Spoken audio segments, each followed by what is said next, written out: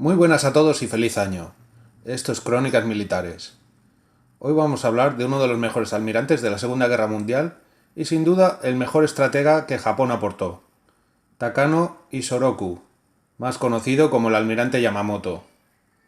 Dentro vídeo.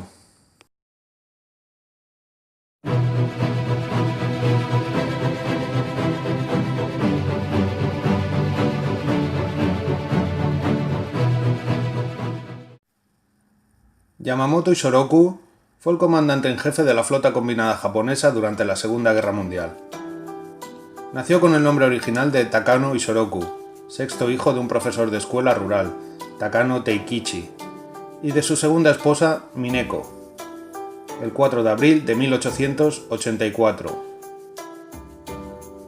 Isoroku pertenecía a una familia de guerreros que se resistieron a la unificación de Japón durante el periodo Meiji. Su padre le puso el nombre de Isoroku, que significa 56 en honor a la edad en que lo tuvo. Nació en una pequeña villa en el norte de la isla, de donde salen muchos marineros japoneses. Después de su nacimiento, su padre fue nombrado director de una escuela primaria cerca de la ciudad de Nagaoka. A la edad de 16 años, se enroló en la Academia Naval de Etashima, en las afueras de Hiroshima. Pasó 3 años combinando estudios con un riguroso entrenamiento físico. Se graduó el séptimo de la promoción de 1904, antes de la guerra contra la Armada rusa en Tsushima, un estrecho entre Japón y Corea en una de las acciones más decisivas de la historia naval. Formó parte del grupo de protección del almirante Togo, donde fue aleccionado en las tácticas de uno de los mejores almirantes del mundo. Aprendió una importante lección: la necesidad del factor sorpresa en la batalla. En medio del conflicto, acabó perdiendo 2 dedos de la mano izquierda y fue gravemente herido de la pierna derecha durante un ataque de la flota rusa que finalmente fue completamente derrotada. Entre 1904 y el comienzo de la Primera Guerra Mundial estuvo destinado en diferentes buques y viajó por toda la costa oeste de los Estados Unidos y Australia. El mismo año, ahora nombrado teniente, fue adoptado por una rica y prestigiosa familia de la sociedad japonesa, la familia Yamamoto. Estas adopciones eran práctica común en Japón. Las familias que carecían de un hijo varón intentaban evitar que el linaje desapareciera. Los padres de Isoroku habían fallecido años atrás, así que sintió que podía aceptar la generosa invitación del clan Yamamoto. En la ceremonia formal, en un templo budista, tomó el nombre de su familia, que significa base o falda de la montaña. Aunque se dedicó a una intensa meditación budista, no ocultó sus relaciones con las damas de la noche. Calígrafo talentoso, decoraría las casas de geishas de sus amantes pasadas y actuales, y vivió mucho más allá de sus posibilidades, obteniendo un segundo ingreso de su habilidad en el bridge y el póker. Una vez dijo: "Si puedo mantener 5000 ideogramas en mi mente, no es difícil recordar 52 cartas". Yamamoto estudió 2 años en la Universidad de Harvard, centrándose en la industria del petróleo, básica para mantener a las modernas flotas navales. Volvió al mando con el rango de comandante en julio de 1921, siendo instructor de la escala de mando en Tokio. Recibió su primer mando, y el más importante, en septiembre de 1924, cuando fue enviado a la nueva escuela aérea cerca de la capital, donde tomó clases de vuelo a los 40, y al poco tiempo fue nombrado jefe de estudios de la misma. Unos meses después fue enviado a la embajada japonesa en Washington como agregado militar para investigar la estructura militar de los Estados Unidos de América.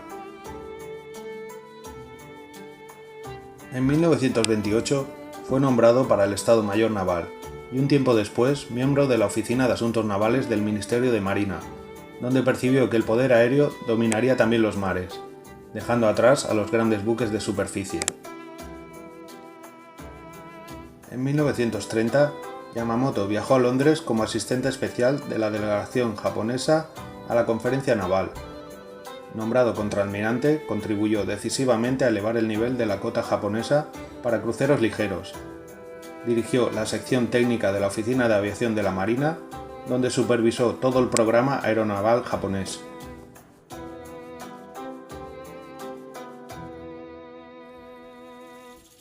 Durante el intento de golpe de Estado del 26 de febrero de 1936 por parte de la facción belicosa, Yamamoto no tomó parte en el mismo. Finalmente fue nombrado viceministro de la Armada japonesa, donde pudo ejercer influencia entre las élites políticas y militares japonesas, fomentando la construcción y desarrollo de portaaviones, y con toda su total oposición a la construcción de nuevos acorazados. Yamamoto citó un viejo proverbio japonés: la serpiente más feroz puede ser vencida por un enjambre de hormigas. Se opuso a los deseos del ejército de una alianza con Alemania, temiendo que tal acuerdo condujera a una guerra con los Estados Unidos y Gran Bretaña, las dos potencias navales más fuertes del mundo, y posiblemente también con la Unión Soviética.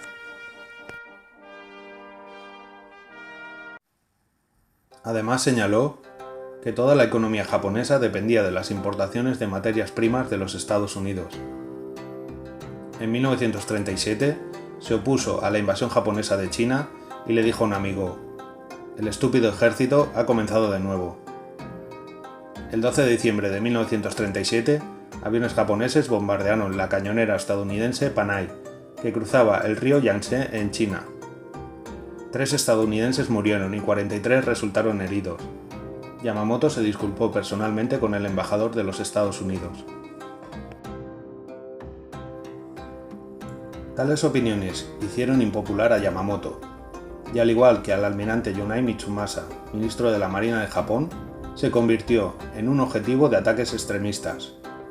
La atmósfera se volvió tan hostil que se instalaron tanques y ametralladoras en el Ministerio de Marina. Supuestamente, la extrema derecha ofreció 100.000 yenes como recompensa por su asesinato.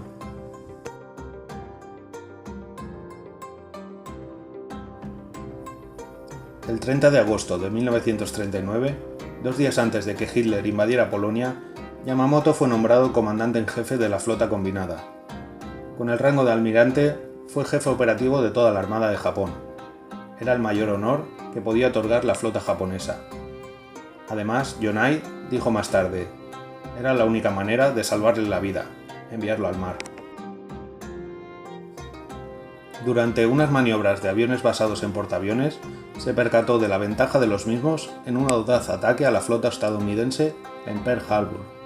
En ese momento comenzó a diseñar su plan.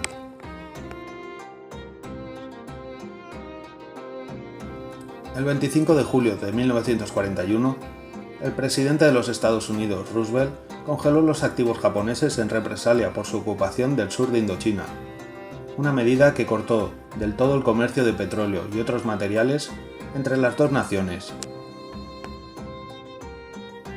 Japón se vio obligado a intentar conseguir el dominio de las Indias Orientales holandesas, ricas en petróleo, arriesgándose a una guerra con Estados Unidos y sus aliados. Siempre se mostró desfavorable a provocar un conflicto, pero sabía que si este era inevitable, la única oportunidad de Japón era destruir a la flota estadounidense en Hawái. El plan de Yamamoto finalmente requería un ataque aéreo masivo que involucraba a los 6 grandes portaaviones de la primera flota aérea. El plan fue aprobado con la oposición del almirantazgo de la flota, después de que Yamamoto amagara con la dimisión.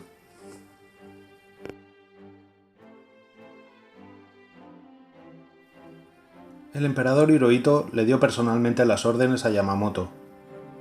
A bordo de su buque insignia, el acorazado Yamato, estacionado en el mar interior de Japón, Yamamoto dio las órdenes de ataque codificadas a sus fuerzas. Escale el monte Niitaka, una referencia a un pico en Formosa que era el punto más alto del Imperio japonés. El 7 de diciembre tuvo lugar la mayor operación aérea que el mundo había visto hasta la fecha, el ataque a Pearl Harbor. 353 aviones en total destruyeron decenas de barcos y aviones de la flota del Pacífico de los Estados Unidos. Se hundieron o inutilizaron 18 barcos estadounidenses, al igual que casi 200 aviones, y murieron 2.335 militares y 68 civiles. En un futuro, si los astros son propicios, haré un vídeo únicamente dedicado al ataque a Pearl Harbor.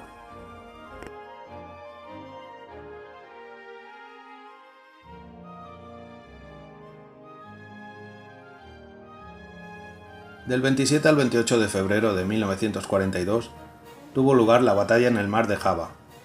Los japoneses derrotaron a una fuerza combinada de barcos aliados, lo que permitió a Japón apoderarse de Java, rica en petróleo. Yamamoto tenía ahora suficiente petróleo para mantener a la flota. Del 4 al 8 de mayo de 1942 se llevó a cabo en el Mar del Coral la primera gran batalla entre portaaviones. Tácticamente, la batalla fue una victoria japonesa, ya que habían hundido al portaaviones Lexington y dos buques de guerra más pequeños. Sin embargo, Japón perdió al portaaviones Soho, sufrió gravísimos daños en el portaaviones Shokaku y experimentó la pérdida de la mayoría de aviones del Zuikaku. Estratégicamente, el Mar del Coral marcó una victoria de Estados Unidos porque los japoneses abandonaron los planes de ocupar Port Moresby y atacar Australia.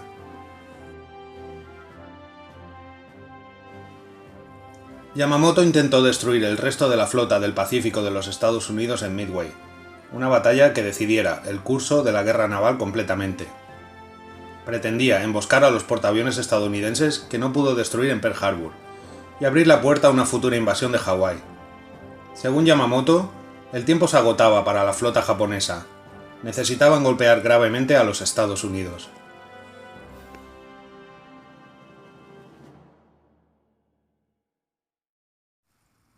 Yamamoto reunió la flota más grande en la historia de la guerra naval japonesa.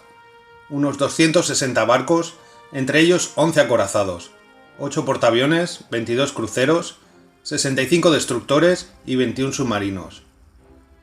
También participaron unos 700 aviones y unos 100.000 efectivos navales.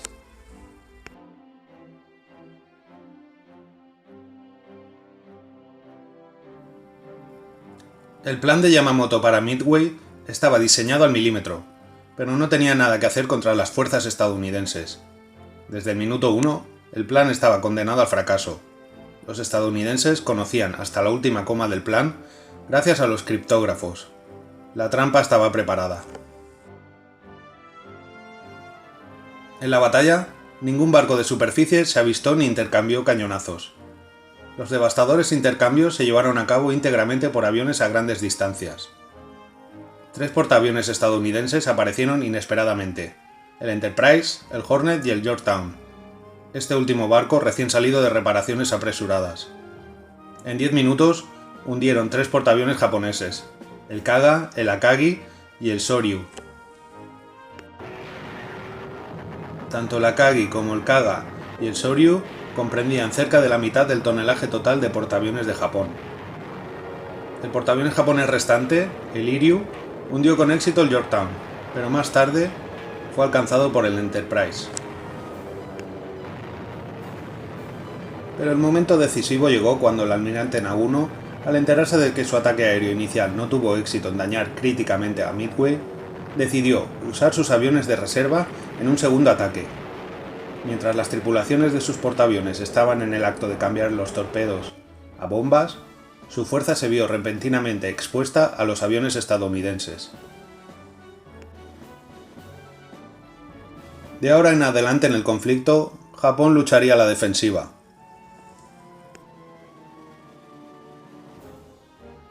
Yamamoto no volvió a ser el mismo. No consiguió aceptar la derrota japonesa, quedando marcado para el resto de la guerra. Aunque pronto tuvo que reponerse para comandar a las fuerzas japonesas en Guadalcanal y entrar en una guerra de desgaste para expulsar a las fuerzas expedicionarias estadounidenses que desembarcaron a partir del 7 de agosto de 1942. Los japoneses sufrieron elevadas pérdidas durante la batalla. Finalmente, el 4 de enero de 1943, Yamamoto ordenó la evacuación de los 13.000 soldados japoneses de esa isla.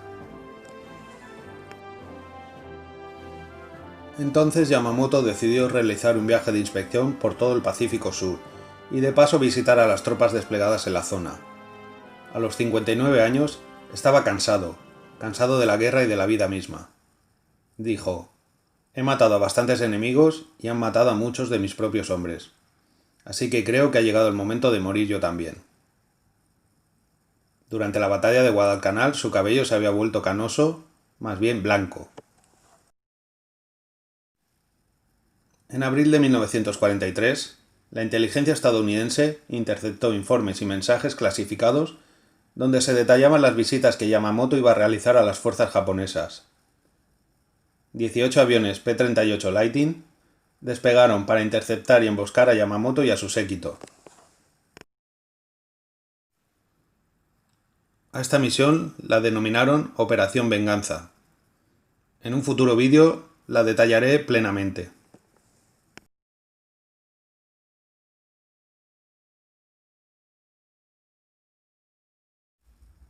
El día 18, su avión, escoltado por 9 Ceros, fue derribado por un P-38 cerca de Kahili, en el sur de Bougainville. El 5 de junio, las cenizas del almirante fueron honradas en Tokio, en una ceremonia estatal completa. Un tributo otorgado solamente una vez antes, exactamente el mismo día de 1934, al almirante Togo.